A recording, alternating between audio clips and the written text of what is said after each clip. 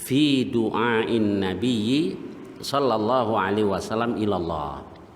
Bab tentang dakwah Rasul, ajakan Nabi sallallahu alaihi wasallam kepada Allah, yakni kepada agama Allah Subhanahu wa taala, wa sabrihi ala adzal munafiqin, dan tentang kesabaran Nabi terhadap gangguan orang-orang munafik.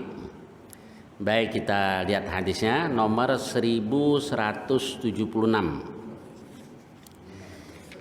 Bismillahirrahmanirrahim. Hadits Usamah bin Zaidin radhiyallahu an. Hadis Usamah bin Zaid radhiyallahu an, anna nabiyya sallallahu alaihi wasallam rakiba himaran, bahwa Nabi menunggang keledai, alaihi ikafun tahtahu qatifatun fadakiyah. Dan lanjutannya wa ardafa wara'ahu Usamah, Nabi letakkan atau boncengkan di belakangnya Usamah ibn Zaidin. Wa huwa ya'udu Sa'ad bin Ubadah, Nabi ingin menjenguk Sa'ad bin Ubadah radhiyallahu an fi Banil Harith ibnil Khazraj. Dan wadzalika qabla wiq'ati Badrin, itu terjadi sebelum perang Badar. Hatta marra fi majlisin fihi akhlatun minal muslimin wal musyrikin, hingga Nabi melewati satu majelis yang di dalamnya ada campuran minal muslimin wal musyrikin, ada dari orang-orang muslim, ada dari orang-orang musyrik, abadatal authan, yaitu para penyembah berhala, wal yahud, ada juga orang Yahudi. Wa fihim Abdullah ibnu Ubay ibnu Salul, dan di tengah-tengah mereka ada Abdullah bin Ubay bin Salul. Wa fil majlis, dan di majlis itu juga ada Abdullah ibnu Rawahah. Baik, Rasulullah SAW bersama dengan Usamah bin Zaid, sebagaimana sudah pernah kita kaji bahwa ketika Rasulullah itu ditanya, siapa yang paling kau cintai ya Rasulullah, Nabi SAW katakan Fatimah. Tsumma man, kemudian siapa ya Rasul? Usamah. Jadi Usamah ini ya kayak cucu Rasul, karena bapaknya Zaid bin Harithah itu dulu anak angkat Rasul. Jadi sebelum turun surah Al-Ahzab, Zaid itu disebut Zaid bin Muhammad. Nah, ibunya Ummu Aiman yang dulu mengasuh Rasulullah Sallallahu Alaihi Wasallam. Jadi hubungan ini sangat dekat lah dengan Rasul. Rasul naik keledai, si Usamah membonceng di belakangnya untuk menjenguk Sa'ad bin Ubadah. Sa'ad bin Ubadah itu dari suku Khazraj. Penduduk asli Madinah itu kan Aus dan Khazraj. Nah, kemudian orang-orang Yahudi, ada beberapa suku Yahudi yang tinggal di Madinah. Nah, mereka mengadakan muhalafah, perjanjian damai, dengan ada yang mengadakan muhalafah dengan suku Aus, ada juga yang mengadakan muhalafah dengan suku Khazraj. Baik, kemudian Nabi melewati satu majelis. Di situ campur, ada orang-orang muslim, ada orang-orang musyrik, para penyembah berhala, ada juga orang-orang Yahudi. Nah, di tengah-tengah mereka ada Abdullah bin Ubay bin Salul. Abdullah bin Ubay bin Salul tokoh munafik Madinah. Tapi waktu itu dia belum masuk Islam. Dia masih musyrik, sebab kejadian ini terjadi sebelum perang Badar. Nah, sebelum perang Badar itu tidak ada orang munafik. Waktu di Mekah apalagi nggak ada munafik.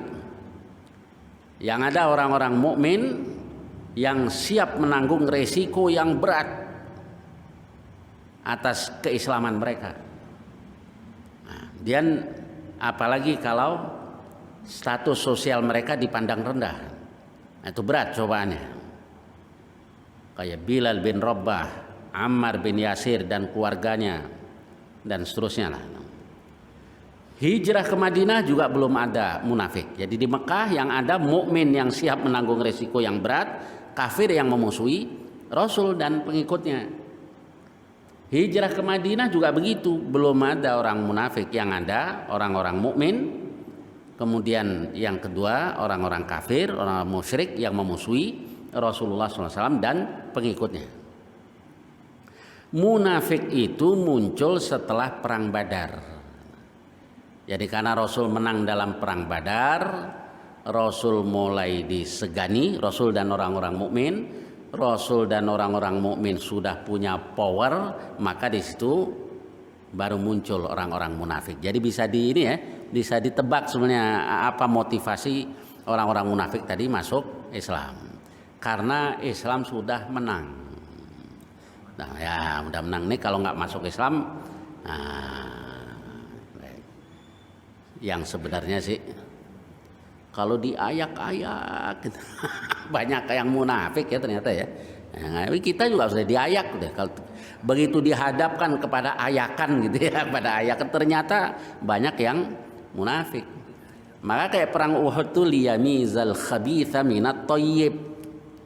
Karena Allah hendak memilah itu yang khabith, yang buruk, yakni orang-orang munafik, wa thayyib, dan yang thayyib itu orang-orang mukmin. Nah itu penyaringan sebetulnya, itu mana yang mukmin, mana yang munafik. Baik, saya lanjutkan. Nah, di tengah-tengah mereka ada Abdullah bin Ubay bin Salul yang tadi belum masuk Islam. Sebab terjadi sebelum perang Badar. Wa fil majlisi Abdullah ibnu Rawahah. Nah di majelis itu juga ada Abdullah bin Rawahah. Ini sahabat yang masya Allah nih, Abdullah bin Rawahah.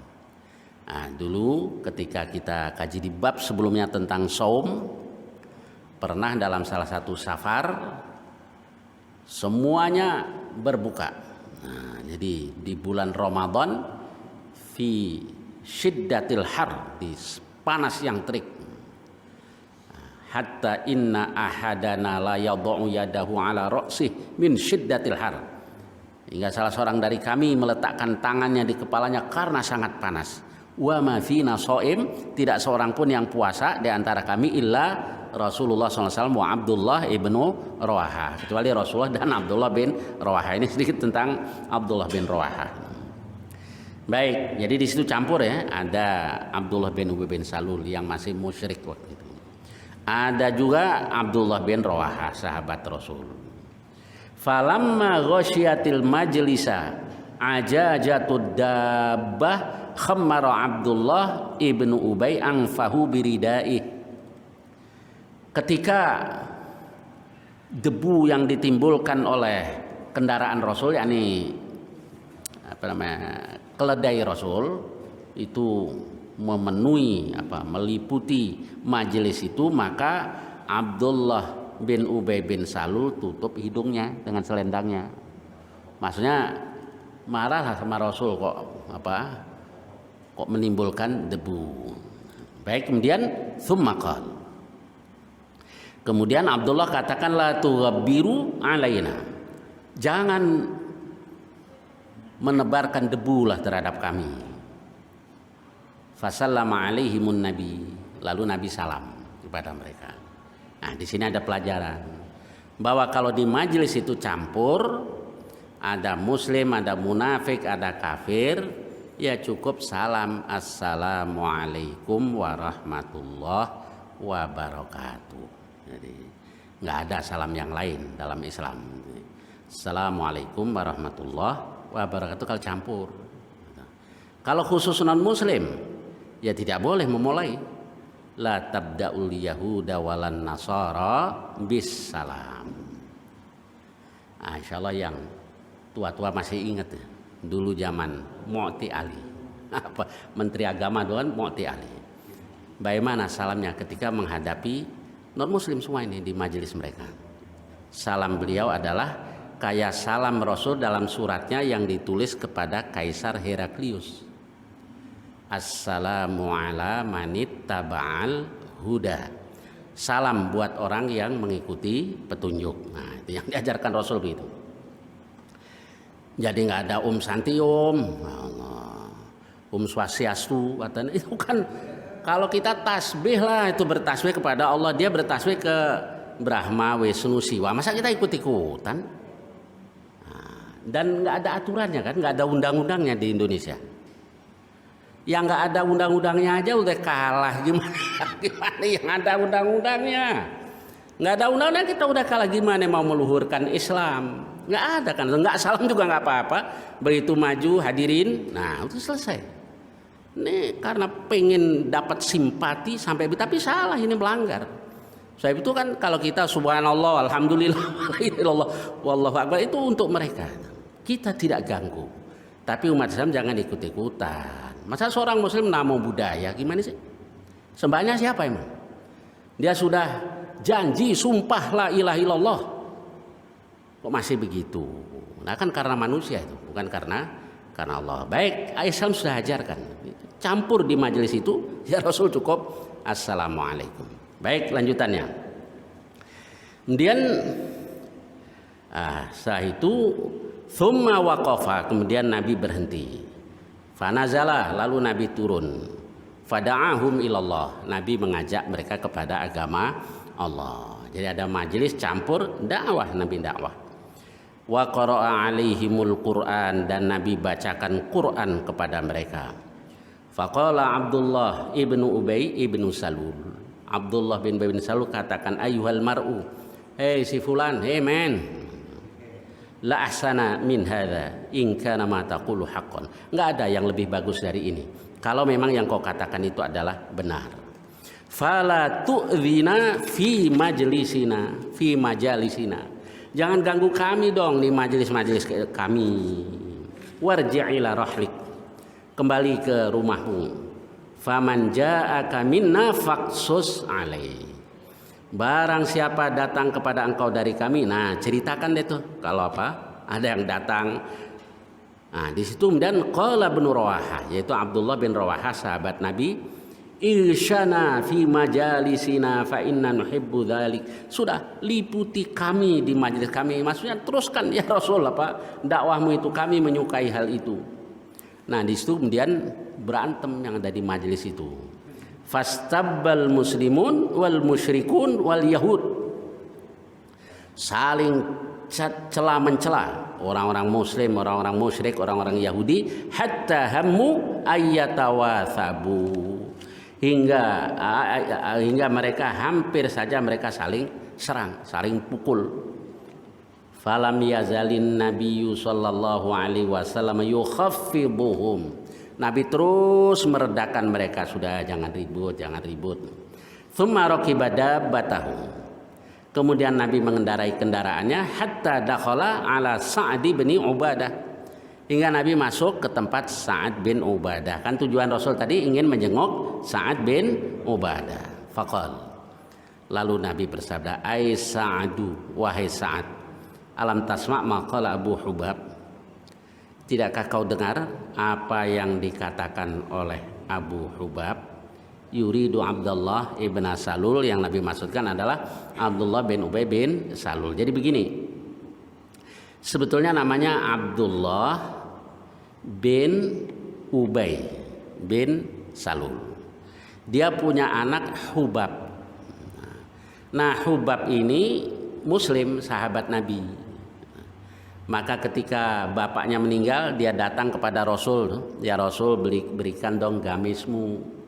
Buat apa? Buat mengkafan bapak saya. Nabi kasih. Kok Nabi kasih? Kan tokoh munafik. Iya, para ulama katakan karena Nabi menghormati anaknya. Anaknya dihormati karena anaknya sahabat gitu. Nah, dan ditanya oleh Rasul, namamu siapa? Hubab. Namamu Abdullah. Nah, jadi Nabi robah namanya karena Hubab itu ismu syaitan, nama setan. Nabi robah jadi Abdullah, maka anaknya adalah Abdullah ibnu Abdullah ibni Ubay ibni Salul. Abdullah bin Ubay bin Salul. Baik, kemudian saya lanjutkan. Wahai Sa'ad, kamu nggak dengar tuh yang dikatakan Abu Hubab, yuridu Abdullah ibn Ubay. Qala kadza wa kadza, dia ngomong begini begitu. Sa'ad katakan, u'fu anhu ya Rasulullah. Maafkan dia. Maafkan itu maksudnya udah jangan diapa-apain. Wasfah, dan berlapang dadalah. Berlapang dadalah. Fa wallah, demi Allah, laqad a'taka Allah alladhi a'taka.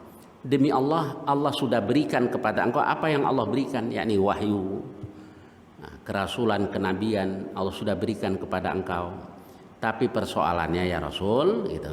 Walaqadistolaha ahlu hadhil bahrah. Nah, penduduk negeri ini, bahrah di riwayat Muslim itu buhairah. Penduduk kampung ini, negeri ini sudah bersepakat ala ayyutawijuhu, untuk memberikan taj, mahkota kepadanya. Maksudnya apa? Dia pemimpin dari suku Khazraj. Kaum penduduk negeri ini sudah sepakat lah untuk jadikan dia kayak raja lah. Yutawiju fa yu'asibunahu bil isabah. Lalu mereka mengikat kepalanya dengan isabah, dengan selendang, juga kiasan. Maksudnya menjadikan dia sebagai seorang pemimpin. Jadi ini juga sebabnya kenapa dia sangat memusuhi Rasul. Karena dia pemimpin. Dia raja, Khazraj. Datang Rasul. Nah, jadi dia tidak masuk Islam, dia jadi munafik itu sebenarnya karena dendam. Nah, apa yang dikatakan oleh si Sa'ad bin Ubadah itu benar. Falamma raddallahu dzalika bil haqq alladzi a'taka syariqa bidzalik. Nanti ya Rasul, kalau Allah Subhanahu wa taala sudah menolak hal itu dengan kebenaran yang diberikan kepada engkau, tenang aja, nanti Allah ya Rasul yang mau ini. Maka syariqa bidzalik. Syariqa itu orang yang keselak. Apa ini? Makan nyangkut di sini. Syariqa dia akan keselak. Apa kata orang Betawi bilang? Ngegondok ya. Dia kesel, dia ngegondok. Nah, maksudnya dia hasad. Dia nanti juga akan dengki, akan iri kepada engkau. Kalau Allah sudah berikan kemenangan. Fadzalika fa'ala bihi ma ra'aita. Ya, itulah yang dia lakukan sebagaimana yang kau lihat. Fa'afa anhu Nabi, lalu Nabi SAW memaafkannya dalam arti membiarkannya. Nah, ini sikap Rasulullah SAW terhadap orang-orang munafik itu memang bertahap. Ya, kayak Abdullah bin Ubay bin Salul waktu belum masuk Islam ya, habis perang Badar baru dia masuk Islam pura-pura. Nah, Rasul bertahap. Ketika ada yang usul ya Rasul nggak diperangi saja, tidak. Nanti orang akan katakan qatala Muhammadun ashabah. Muhammad membunuh para sahabatnya sendiri. Berat, emang paling berat ngadepin orang munafik. Mau diperangi orang pasti bilang Muhammad bunuh sahabatnya sendiri. Tapi kalau kita lihat sikap Rasul tuh makin tegas, apalagi setelah turun surah At-Taubah. Itu baru tegas, nggak boleh ikut perang, ikut ini nggak boleh. Ini orang-orang munafik, dan munafik yang jelas kemunafikannya, nah itu nggak boleh kita sholati kalau mati. Kalau jelas, kalau nggak jelas bagaimana? Ya sudah, sholati saja, urusan dia dengan Allah. Dulu yang jelas tuh ya Abdullah bin Ubay bin Salul. Sebab anaknya tadi Abdullah datang, ya Rasul sholati bapak saya. Iya. Menurut beberapa riwayat itu Rasul sholatkan. Setelah itu turun surat Taubah tadi. Wala tusalli ala ahadim minhum mata abadan. Jangan kau sholati seorang pun di antara mereka yang mati selamanya. Ya kalau ada yang kayak begini, biarin aja, ntar yang nyolatin juga turu-turu dia. Turu-turu dia. Dibayar bisa itu yang nyolatin. Jadi nggak tulus karena Allah. Baik, kita lanjutkan hadis berikutnya. Masih tentang Rasul dan Abdullah bin Ubay bin Salul. Haditsu Anas radhiyallahu anhu qila lin Nabi. Ini berasal dari Anas, dikatakanlah kepada Nabi, lau ataita Abdullah ibn Ubay, ya Rasul, andai saja engkau datang ke Abdullah bin Ubay. Fantalaqa ilaihin Nabi sallallahu alaihi wasallam, lalu berangkatlah Nabi ke tempatnya. Warakiba himaran, dan Nabi mengendarai keledai. Fantalaqal muslimun yamshuna ma'ah, maka orang-orang muslim ikut berjalan berangkat berjalan kaki bersama dengan Nabi. Wahia ardun sabikhah, daerahnya Abdullah bin Mas'ud tanah yang gersang tandus, jadi berdebu kalau orang lewat. Falamma atahun Nabi sallallahu alaihi wasallam, ketika Nabi mendatanginya, faqal, dia katakan, ilaika anni, nyahlah engkau dariku. Wallah laqad adani natnu himarik, nih bau busuk keledaimu ini, bau tidak sedap keledaimu telah mengganggu kami, telah mengganggu aku. Nah, lalu ada faqala rajulun minal ansari minhum, salah satu kaum Ansar di antara mereka katakan, wallah, demi Allah, lahimaru Rasulillah SAW atyabu rihan minka, keledai Rasul mah lebih wangi baunya dibanding engkau. Wah, mulai berantem kan ya, tapi Rasul redakan, jangan berantem. Fakana bainahuma darbun bil jaridi wal aidi wan ni'al, lalu saling memukul dengan pelepah korma, dengan tangan, dengan sendal. Fa balagona, nah ini Anas katakan, sampailah berita kepada kami, annaha unzilat, bahwa ayat ini diturunkan, a'udzubillahi minasyaitonirrajim, wa in ta'ifatani minal mu'minina qatatalu fa aslihu bainahuma, dan apabila dua kelompok dari orang-orang mukmin saling berperang, maka adakan islah di antara keduanya, dan seterusnya. Tapi pendapat Anas, kata-kata Anas yang bahkan ini ada khilaf, ada perselisihan di antara ulama, sebab ayat ini tidak turun berkenaan dengan yang kejadian tersebut. Sebab dalam kejadian tersebut bukan ta'ifatani minal mu'minin, dua kelompok dari orang-orang mukmin, tidak. Orang-orang mukmin satu kata. Di situ ada mukmin, ada munafik, ada orang-orang musyrik.